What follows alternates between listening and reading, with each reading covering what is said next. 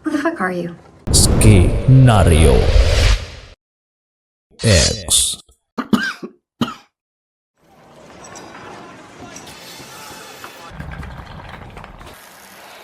My Vera Rook. Can I see it? Oh, fucking nuts! All right, whoa! Indulge.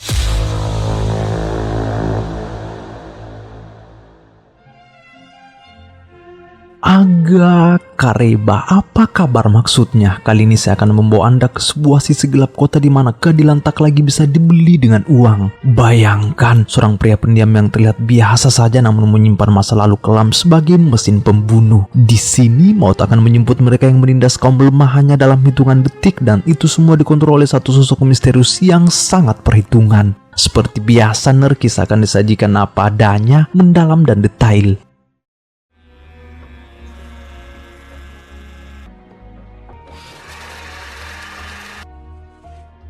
Kisah bermula dari sosok Bob, seorang pria parubaya yang hidup sangat disiplin namun cenderung membosankan. Ia bekerja di sebuah toko bangunan dan menghabiskan malam-malamnya dengan membaca buku di kedai kopi langganan milik Jack karena menderita insomnia. Di tempat kerja, Bob dikenal ramah dan murah senyum, tapi saat kembali ke apartemennya, hidupnya terasa hampa. Ia tak punya siapa-siapa, sudah lama bercerai dan anaknya meninggal beberapa tahun yang lalu. Kini satu-satunya teman bergurau Bob adalah Rudy, seorang anak yatim yang bahkan menganggap Bob sebagai ayah kandungnya sendiri. Karena sejak dulu Rudy bercita-cita menjadi satpam, di setiap waktu senggangnya kerap meminta Bob melatihnya sekedar untuk menurunkan berat badan dan membentuk fisik. 5, 4, get it up. I'll make security guard. There you go. Di malam hari seperti biasa, kedai kopi Jack selalu menjadi tempat Bob menghabiskan waktu sambil membaca buku. Malam itu ia mulai bertegur sapa dengan seorang gadis muda yang cantik. Dari raut wajahnya, gadis itu jelas sedang tak baik-baik saja, seperti hidup dalam bayang-bayang seseorang. Bob memperhatikan semuanya dengan tenang hingga akhirnya ia sadar bahwa gadis muda itu tampaknya terjebak dalam lingkaran prostitusi.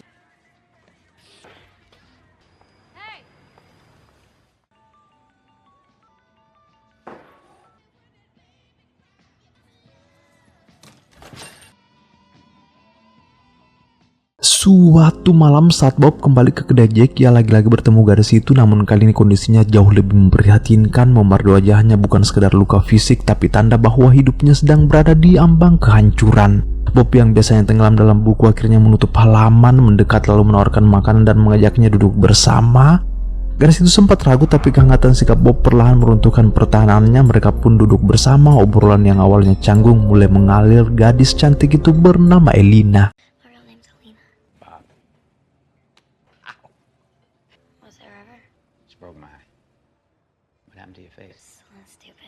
Elina yang mulai terbuka pun melontarkan banyak pertanyaan. Ia bercerita bahwa selama ini sering bertemu para duda rata-rata genit, suka ngegombal, tapi mata mereka selalu menyimpan sesuatu semacam kehilangan. Bob hanya menanggapinya dengan senyum tipis, membuat suasana semakin hangat.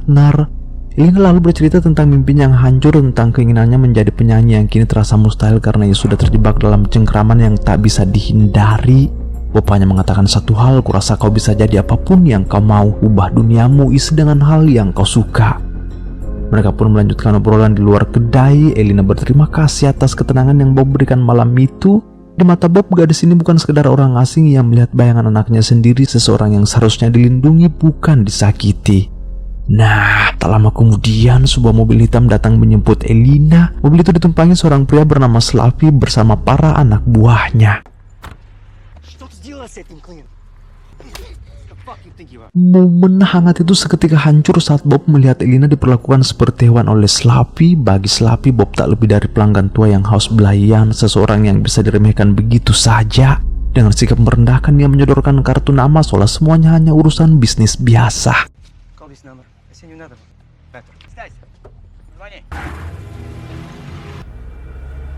Dari sinilah Bob benar-benar menyadari bahwa Elina terjebak dalam lingkaran prostitusi. Malam berikutnya, kedai kopi Jack terasa mati. Elina tak ada di sana. Jack hanya memberi kabar singkat, gadis itu masuk rumah sakit. Katanya dihajar karena dianggap barang yang membangkang. Seperti sudah menduga, Bob langsung menuju rumah sakit. Ia hanya berdiri di balik kaca pintu kamar. Elina terbaring lemah, wajahnya nyaris tak dikenali karena lebam. Lisa sahabatnya tahu betul resikonya siapapun yang melawan Slavi akan berakhir seperti ini atau bahkan lebih buruk. Di titik ini sisi kemanusiaan Bob seolah selesai, tak lagi melihat Elina sebagai korban melainkan sebagai alasan untuk membangunkan kembali insting berburunya. Bob merogoh saku mengeluarkan kartu nama pemberian Slappy. Kartu yang tadinya sekedar promosi kini resmi berubah menjadi surat kematian bagi seluruh kelompoknya.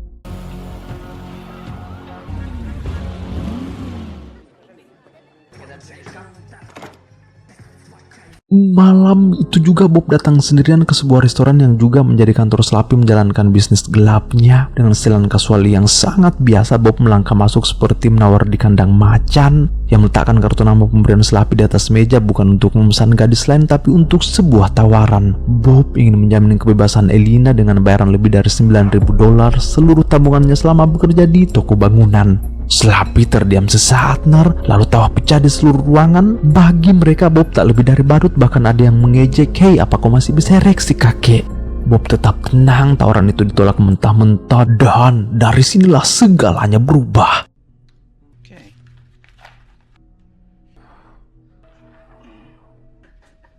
Окей, ты идешь.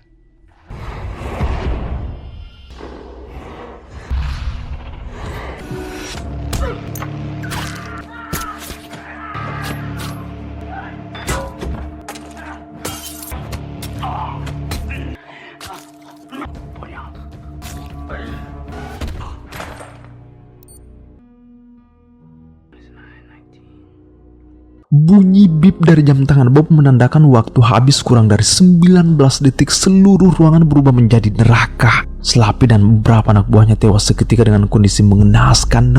Bob tak membuang satu gerakan pun, setiap serangan adalah eksekusi.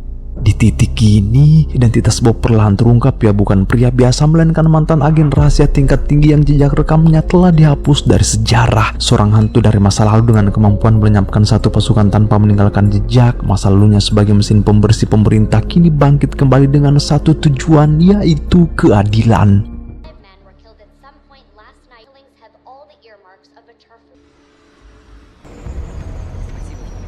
Kematian Slappy dan seluruh pasukannya dalam waktu singkat langsung mengirim sinyal bahaya ke Moskow. Bagi Pushkin, sang bos besar, ini bukan sekedar perampokan atau konflik antar pemain gelap, ini adalah penghinaan profesional. Nah, untuk membereskan kekacauan ini, Pushkin mengirim salah satu aset paling berbahaya miliknya, Teddy. Ia adalah eksekutor sekaligus tangan kanan sang bos, seorang mantan intelijen yang sangat terlatih dengan otak kencer dan naluri tajam dalam menggali informasi. Take me to the murder scene.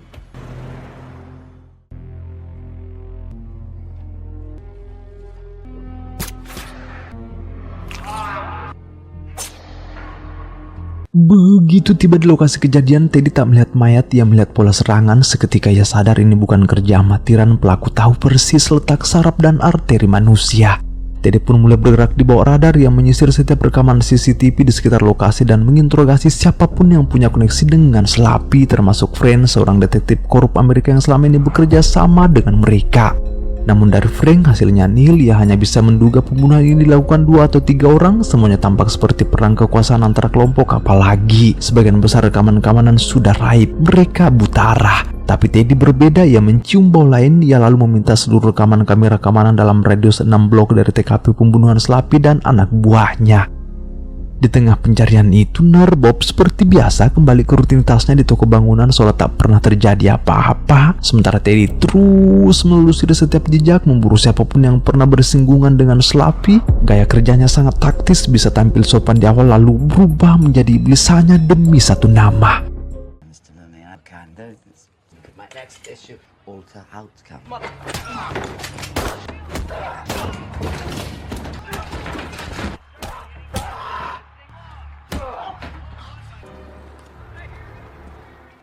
Whoever did this specialized in Your weakness. I need this wrapped up quickly. illness.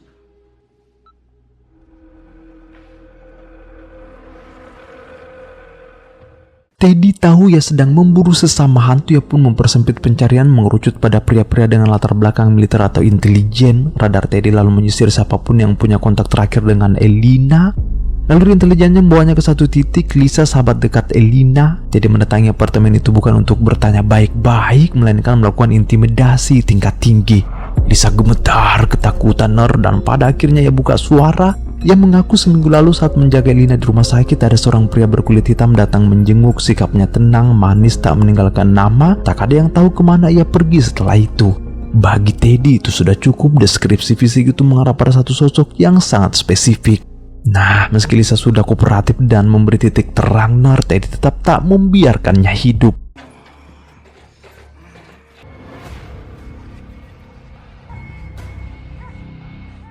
Pemburuan intelijen melawan intelijen kini benar-benar dimulai. Teddy menyisir manifest pengunjung rumah sakit lalu mencocokkannya dengan rekaman kamera jalanan. Potongan demi potongan disusun rapi hingga akhirnya semua garis mengerucut pada satu sosok, seorang pria dengan kehidupan yang tampak terlalu bersih. Nama itu muncul tanpa celah, Robert MC Cole alias Bob. Several minutes after Slavia arrived. Di tengah ketegangan yang mulai mengintai, Bob tetap menjalankan perannya sebagai karyawan teladan. Ketenangan toko mendadak pecah ketika seorang pria asing masuk dan menodongkan senjata ke salah satu kasir bernama Jenny. Perampok itu bukan hanya menguras uang, tapi juga merampas cincin emas milik Jenny. Bob yang berada di lokasi tetap tenang mengamati setiap detail gerak-gerik pria itu sambil meminta Jenny menyerahkan apapun yang diminta. Tapi semua itu hanya di permukaan. Begitu si perampok pergi, Bob berjalan pelan ke rak alat pertukangan dan mengambil sebuah palu.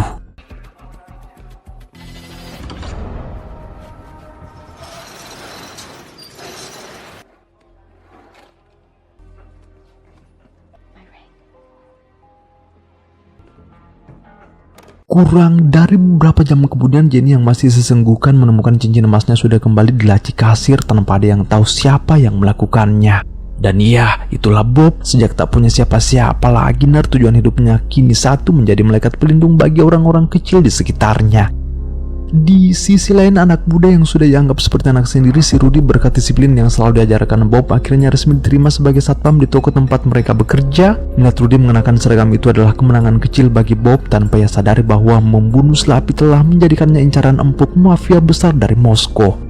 Teddy akhirnya melangkah masuk ke kediaman Bob. Malam itu ia datang berkedok sebagai detektif yang menyelidiki kematian Slavi. Ini bukan sekedar kunjungan, melainkan duel mental antara dua predator puncak. Teddy melontarkan pertanyaan-pertanyaan menjebak, mencoba memancing reaksi seorang mantan pasukan khusus NAR. Bob tahu persis siapa pria di depannya ini yang mencium bau maut dari tubuh Teddy.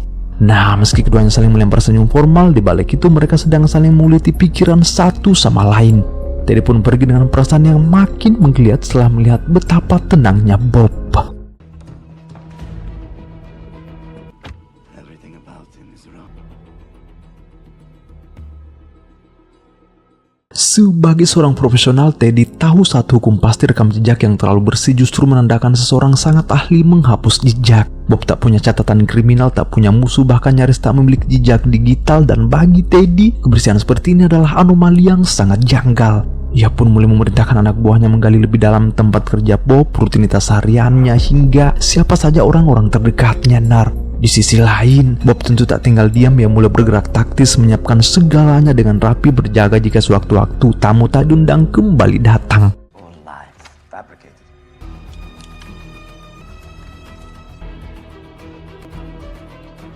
I want to know who he's working for.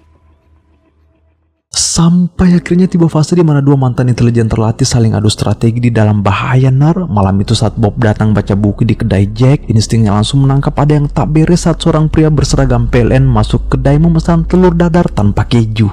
Is it just you, or are we waiting for someone else? Down there, your hands wouldn't look like that. I know it. Motherfucker. Hands where I can see him. Here we go. It's a street, me and you. Black Denali. What is this? Let's go.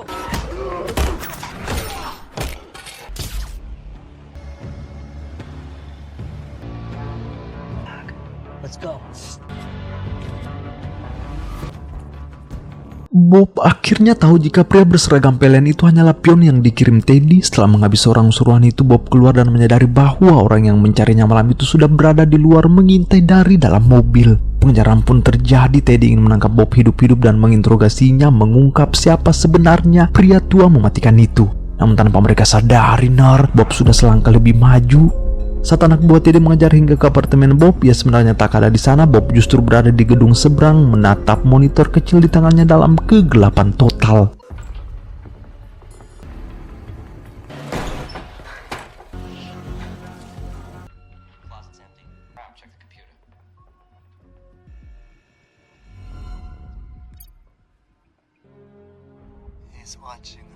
Cerdasnya Bob sudah memasang kamera tersembunyi di setiap sudut strategis apartemennya. Dari gedung seberang Bob bisa melihat jelas wajah para pengejarnya lewat layar CCTV tersembunyi. Bob tahu saat ini ia tak bisa bergerak buta-buta. Di keesokan harinya yang menuju sebuah rumah terpencil di pinggiran kota tempat tinggal Susan, kawan lama sekaligus mantan agen khusus. Pertemuan ini bukan sekedar melepas rindu, melainkan misi pencarian fakta tentang sosok-sosok yang kini bergerak di balik bayangan. Dengan akses intelijennya yang masih aktif, Susan langsung bergerak cepat menguliti siapa sebenarnya orang yang berani mengusik ketenangannya Bob.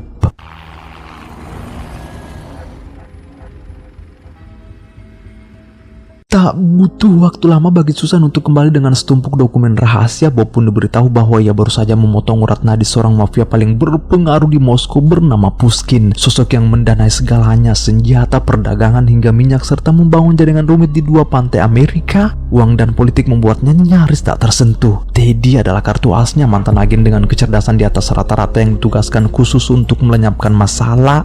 Lebih buruk lagi, Susan mengungkap bahwa Pushkin telah membeli hukum. Ia bekerja sama dengan detektif-detektif korup di kepolisian, salah satunya Frank, orang dalam yang memastikan setiap gerak aparat tak pernah menyentuh bisnisnya.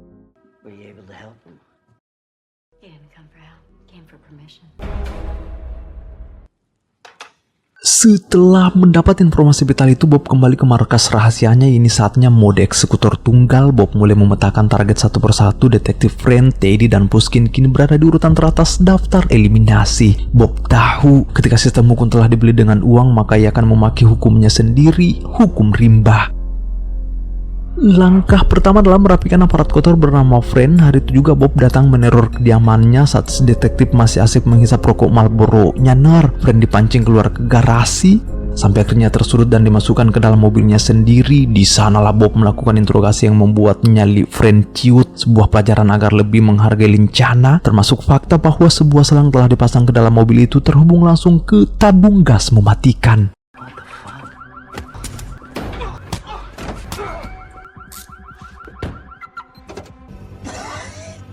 Pilihannya sederhana. Bob hanya ingin tahu semuanya, siapa, apa, kapan, di mana, dan kenapa, atau Frank akan tewas secara mengenaskan di dalam mobil.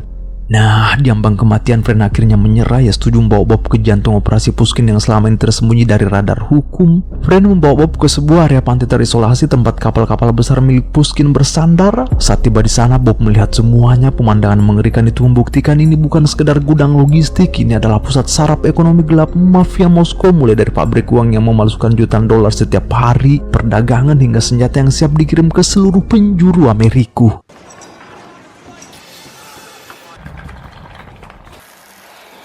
Bob tak langsung menghujani tempat itu dengan peluru. Sebagai mantan intelijen kelas atas, ia tahu cara paling menyakitkan membunuh seekor naga bukan dengan menyerang kepalanya, tapi memotong suplai makanannya. Karena itu, Bob meminta diantar langsung menemui orang yang bertanggung jawab penuh atas operasional kawasan rahasia ini, seseorang yang bernama Andri. Can I see it?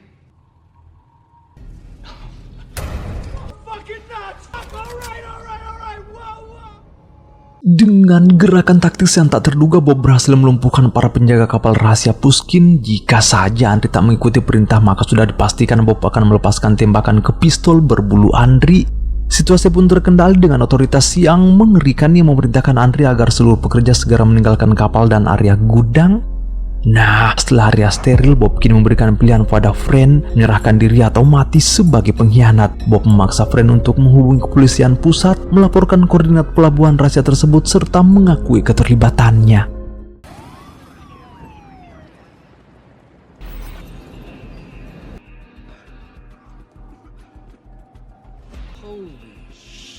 Bob tak berhenti sampai di situ. Yang masuk ke ruang arsip digital, menggeledah setiap inci dokumen transaksi yang selama ini menyokong kekaisaran Pushkin. Di antara tumpukan manifest gelap, Bob menemukan sebuah folder berisi foto-foto gadis yang diperjualbelikan. Dan di sana, ia melihat jelas wajah Elina lengkap dengan harga serta detail transaksi yang dilakukan selapi atas nama Pushkin. Di titik ini, kemarahan Bob tak lagi soal keadilan, ini sudah menjadi urusan personal. Ia terus menggali hingga menemukan data GPS yang merujuk pada aset paling berharga milik Pushkin di pantai timur, sebuah kapal tanker minyak raksasa, sumber dana utama yang membiayai seluruh operasi militer dan politik Pushkin di Amerika. Tanpa menunggu fajar setboy, Bob pun berangkat untuk melakukan eksekusi tengah malam.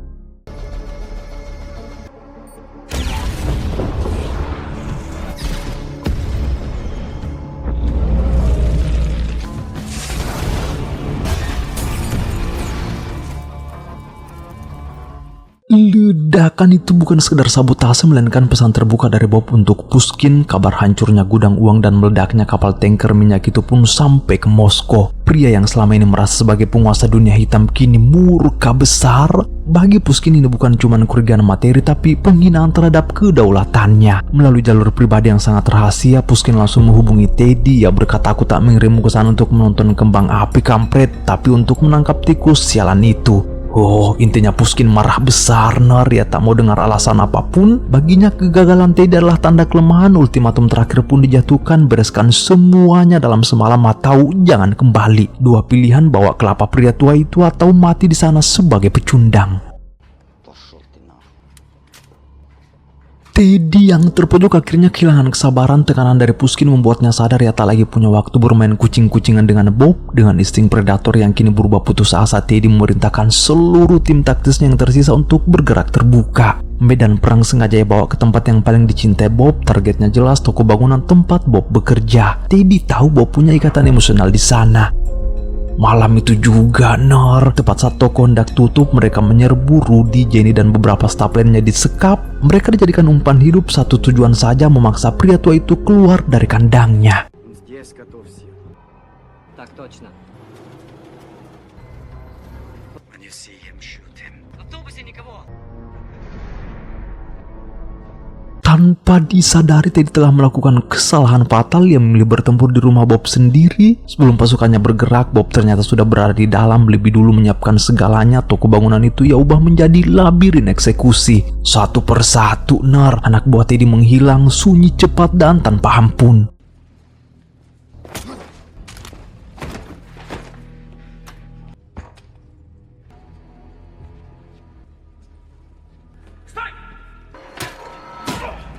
Everybody out of here. Don't leave anybody behind.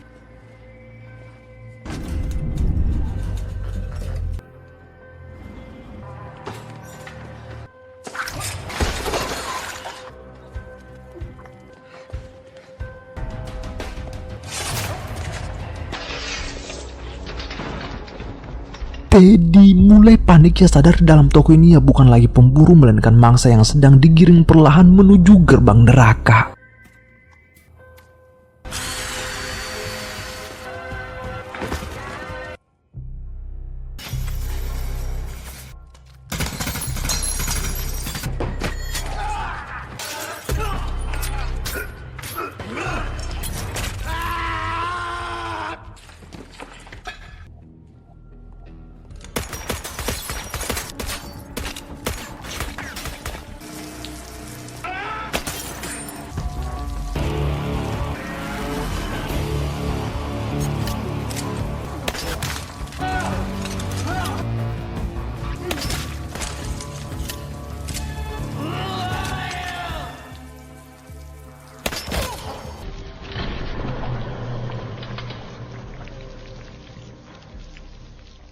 Bob lenyap lalu muncul seperti bayangan saja, mempecundangi taktik militer yang dibawa pasukan Teddy. Satu persatu strategi canggih itu runtuh oleh ketenangan dan presisi pria tua yang sejak awal diremehkan. Hingga akhirnya apa? Teddy tewas di tangan Bob bukan sebagai pemburu, melainkan korban dari kesombongannya sendiri.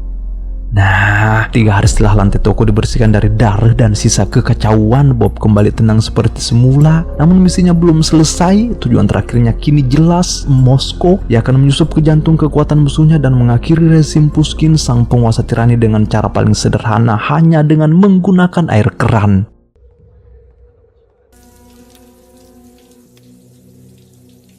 Gun's not there. Just put the towel on. Who are you? I want the head of the snake. What is your price? Granada! La granada!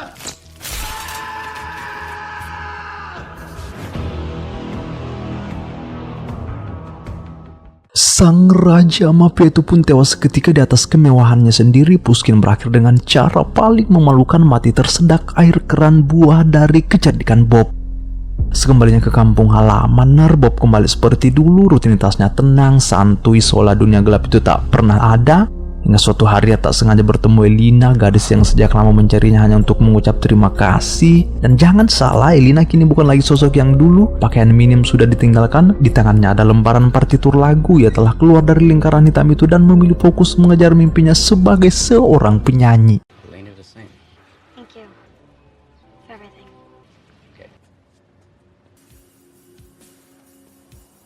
Saya pamit undur diri, sampai jumpa di kisah seru lainnya. Bye.